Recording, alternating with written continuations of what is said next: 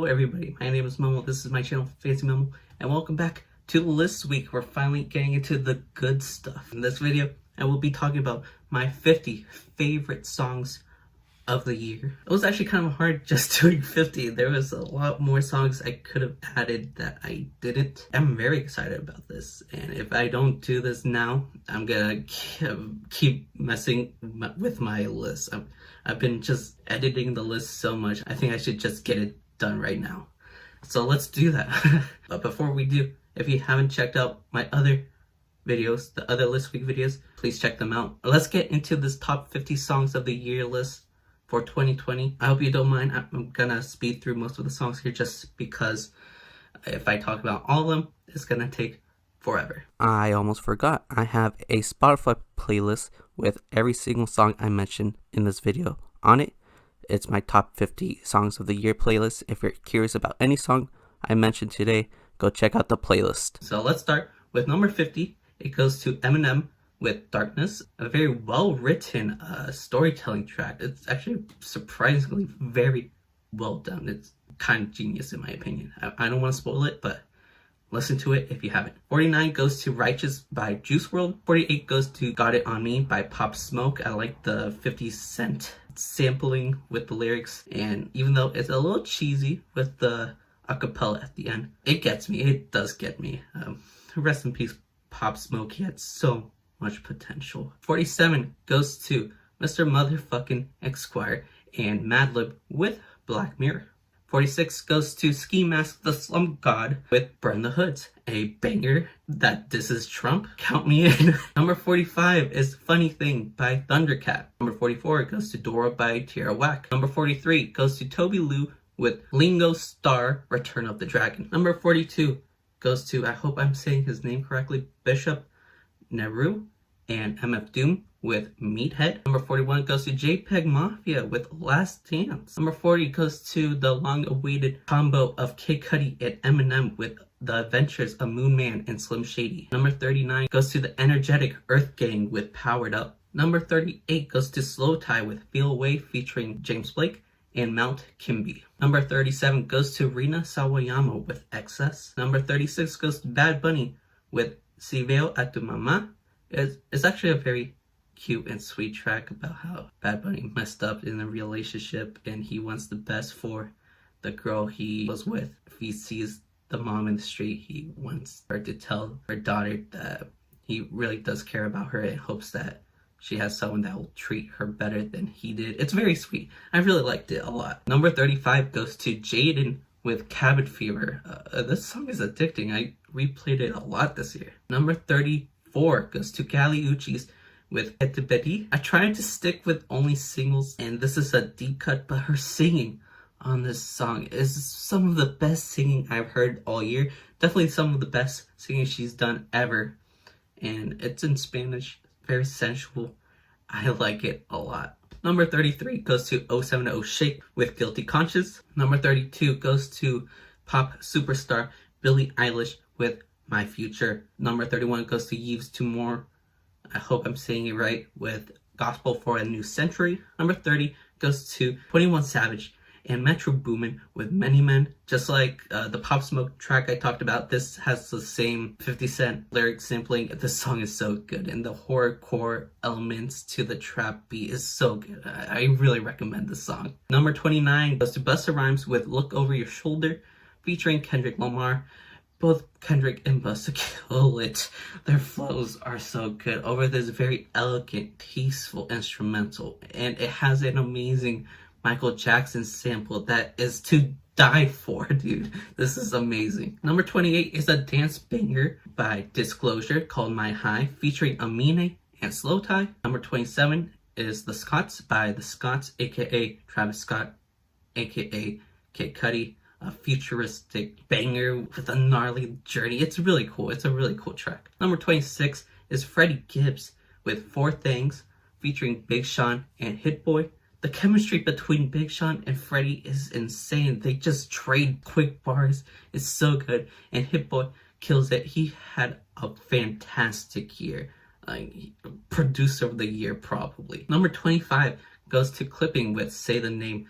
A very dark eerie track by Clipping. It's so good, and David's rapping is insane, and I love the outro to the song. It's so good. Number 24 goes to Kanye West featuring Travis Scott with Wash Us in the Blood. A Yeezus-like track where Kanye's just going in on a lot of things, claiming that they want a Kanye, going off with mass incarceration, being as bold as calling it a genocide. Kanye's not that crazy. He's onto something. Number 23 goes to Logic with Amen. Logic surprised me so much. He made a great retirement album, and Amen is a great way to end off the album. Basically just celebrating his success, his journey, his career, and he definitely deserves his flowers. Number 22 is it's a sad one. It's from Aminé featuring Injury Reserve. It's called Fetus. This one hurts a lot. It's really sad.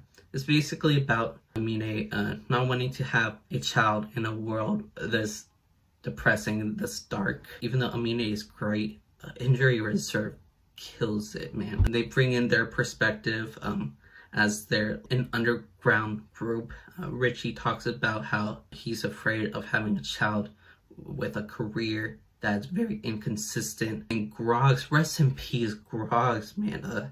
That was one of the toughest losses of the year. He raps about how he became a father at a young age and the struggles he had to go through as a young dad. So this song is fantastic. The beat by Parker is great. But yeah, Injury Reserve has my feature of the year. Like, they're amazing. This song is amazing. This line alone, hope I can be half the father that my mama was. Yeah, hope I can be half the father that the mamba was. It's heart-wrenching. It really is. I absolutely love this song so much. 21 goes to CHIKA with You Should. I really love her singing on this. I think I prefer her singing more than her rapping, and the song is all singing with an acoustic guitar. It's so peaceful and lovely.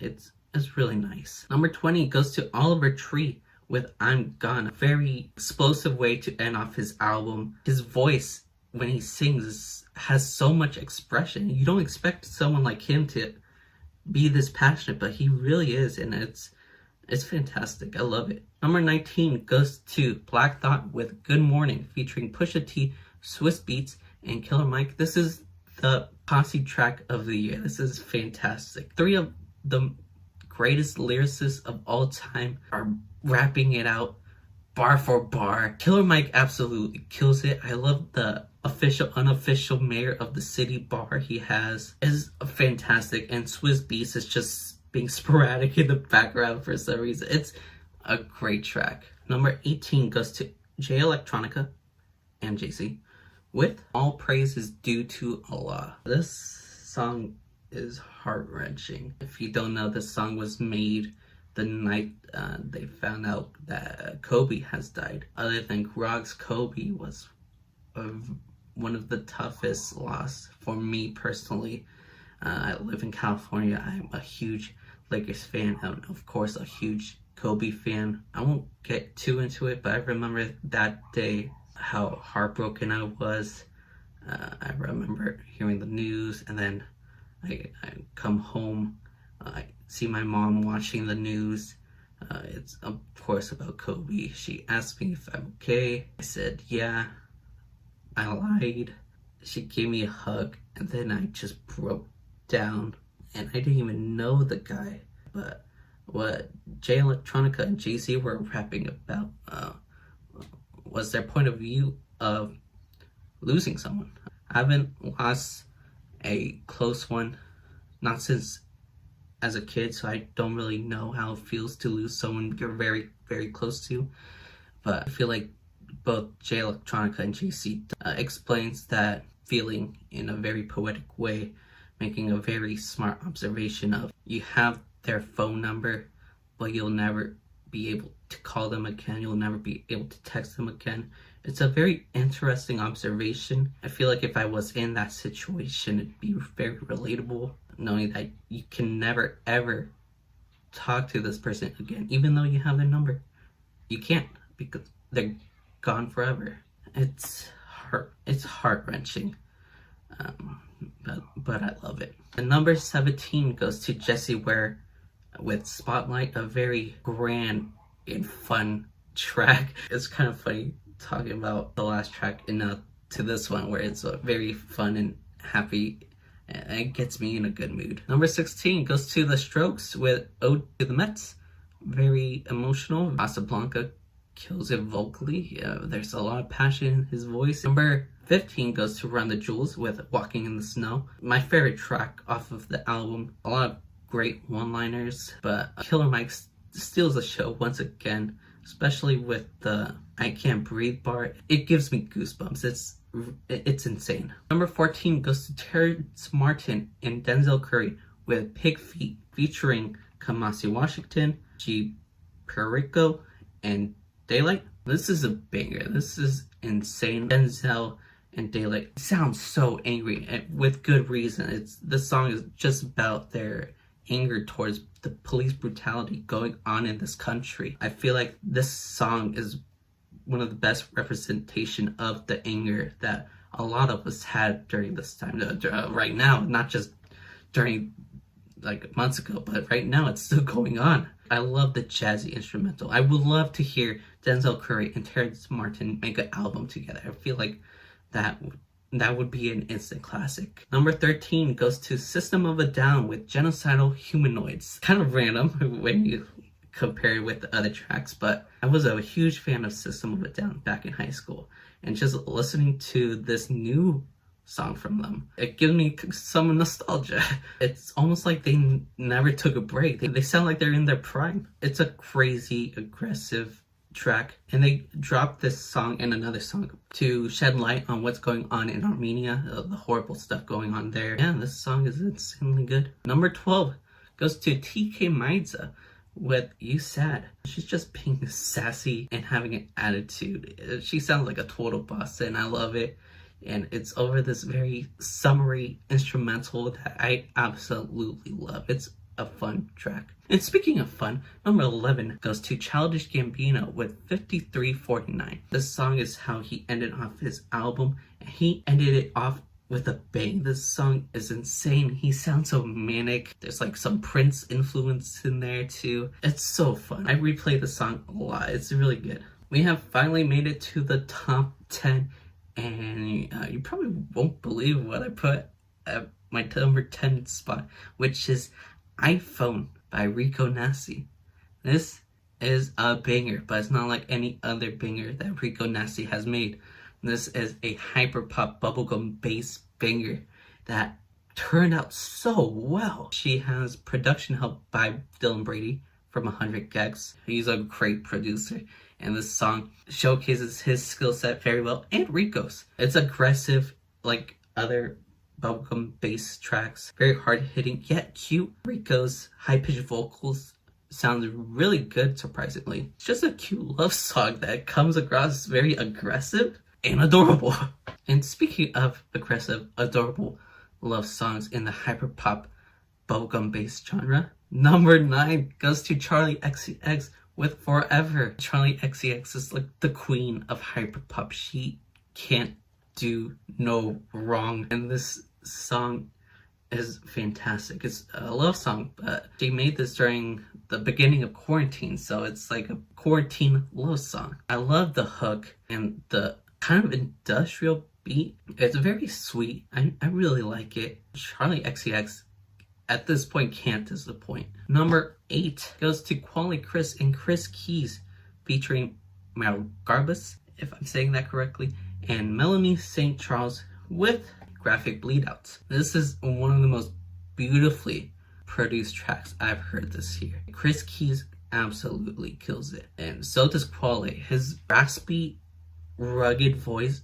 somehow pairs well with this very smooth, elegant instrumental, and I love how the instrumental slowly builds, and then when the climax hits, oh my gosh, the drums come in, the flute starts playing, and then Meryl Garbus' singing is so beautiful and heart-wrenching.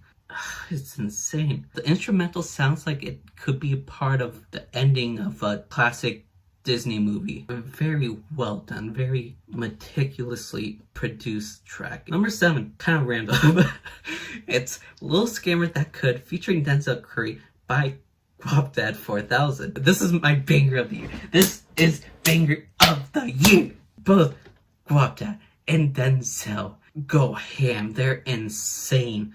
The hook is so funny, and I love the different vocal inflections he does throughout the track. It's very hard-hitting and aggressive. It basically ticks all the boxes I want from a banger. So yeah, that's my number 7. It's random, I know, but I'm obsessed with it. I replayed it a lot this year. Speaking of random, oh my gosh. Okay, you're gonna hate me for my number 6 pick. You guys might be disappointed, but it is my list after all. It is my list. If you don't like it, get out. But number 6, oh my gosh. I have to be honest here. I have to. Number 6 goes to 100 gecs with Hand Crushed by a Mallet remix featuring Fall Out Boy, Craig Owens, and Nicole Dollangager. I'm sorry, Nicole. Yeah, this song is insane. It's insane. It's insane. It's for crazy people. I guess you can call me crazy. This wasn't supposed to turn out this well. Let's ignore half the people here. 100 gecs and Fall Out Boy on paper shouldn't work. It just shouldn't. But it does. Fall Out Boy, the singing is so dramatic. So is Craig Owens. And it's over this like aggressive beat, and I love the electric guitars that are playing. And then when things get like mellowed out for a bit and Nicole comes in, she sounds so good over this beat. And I love towards the end how crazy and chaotic it gets, and when the screams come in, it's even more insane. And when the screams turns into the beat and it's on beat, the screams is on beat, it's like ga ga ga ga ga ga ga ga ga ga ga. It's a roller coaster that I'm in love with. This song is insane, and I'm gonna say it right here. I'm a fan of 100 gecs. This song is insane. 100 gecs is insane, and I guess I'm insane for putting it in my top 10 songs of the year. Alright, we made it to top 5, and my number 5 pick, you guys might be surprised, goes to Joji with Gimme Love. I know Joji released a lot of great songs this year, and a lot of people might not agree about Gimme Love, but honestly, it is one of my favorite songs by Joji. A lot of people didn't like the beginning of the track, how repetitive and I guess basic the lyrics are, but I kind of like, I do enjoy that part. It's very cute to me. I really like it, and I also understand why people don't like this track's like transition, because there wasn't any. And yeah, I would like a transition, but the second half of the song is so beautiful. Like that alone carries it for me, and that alone made me fall in love with this song. It's so heavenly and angelic. After hearing songs like this, it makes me proud, because I've been a fan of Joji's stuff since his Filthy Frank days. So to see his progression from what he's done in the past to what he's doing now with music like this, it's honestly very impressive, and it makes me feel like a proud mom. Number 4 goes to Strange Times featuring Robert Smith by Gorillaz. This is by far my favorite Gorillaz single in a while. Their album is fantastic with a bunch of great singles, but this one takes the cake for me. It starts off very eerie and slow. Robert Smith does the hook and does it very well. I love the spoken word passage that Tootie does with his distorted vocals. The song starts off so slow, but it pays off at the beat drop, because once the beat drops, oh my gosh, the song becomes so colorful. It's so beautiful, and it's nice to dance to too. Very explosive. I think that's the best word to describe this song. It starts off slow, but it's explosive. Top 3. Number 3 goes to Lockdown by Anderson .Paak. This song probably best represents some of the struggles people have gone through during 2020. You know, it's about police brutality, what happened during the protests, how innocent protesters who are nonviolent are being shot by rubber bullets by the police, basically proving the point that the police are violent, they are corrupt. I think Anderson .Paak does the best job at describing and detailing what's going on in America, what's going on for Black people in America. Even though a lot of people prefer Anderson .Paak for his singing, when he raps, he really raps. He is a great lyricist, and this showcases his lyricism very well. It's a very well written track, very well produced track. It's a very fantastic track. Number 2 goes to The Weeknd with After Hours. I absolutely love this song. I know how toxic he is on this song, but part of me just doesn't care because it's honestly fantastic. The first part is great. I love the slow build up. Oh my gosh, it slowly flourishes into this beautiful, extraordinary second half. As soon as the beat drops, then it switches and it's insane. Like, everything just works. And I love the hook in the second half. It's a wild ride and I absolutely love it. It's probably my favorite Weeknd song ever. We made it to the #1 spot, and the #1 spot goes to Mac Miller with Good News. This song is heart-wrenching, it really is, especially knowing the context, of course, of Mac passing away a couple years ago. This song is especially sad because of it. It really sounds like Mac wrote this in heaven. It really does. It sounds like he's trying to comfort us because he knows that time has come. He knows that he's gonna die soon. So he tries to comfort us by letting us know that he's going to a better place. And it's heart-wrenching because, you know, it sounds like he made it after his death, but this is his mindset when he was alive. This is what he was thinking of. So he kind of like knew he was gonna go. So it's absolutely heart-wrenching. Shout out to John Bryan for helping out on the instrumental side as well. I love the plucky guitars on this track, and just how heavenly the song is in general. I wasn't even like a huge Mac Miller fan. You know, listening to Good News and listening to Circles in general, clearly we lost someone very, very important in hip-hop. We lost someone very impactful, and I really wish he was alive just to see everybody's reception of not only Circles, but this fantastic song, Good News, which is my #1 song of the year. So that's it. That's my list. If you didn't like it, you can suck all 5 of my toes and eat some dirt. That's it. I hope you enjoyed, and yeah, I'm done here. So thank you guys for watching. If you liked the video, that makes sense, right? Comment down below what is your favorite song of the year. My favorite song is, of course, Good News by Mac Miller. If you like music related content like this, please subscribe, since that is what I do here. And yeah, I'm done. So thank you guys for watching.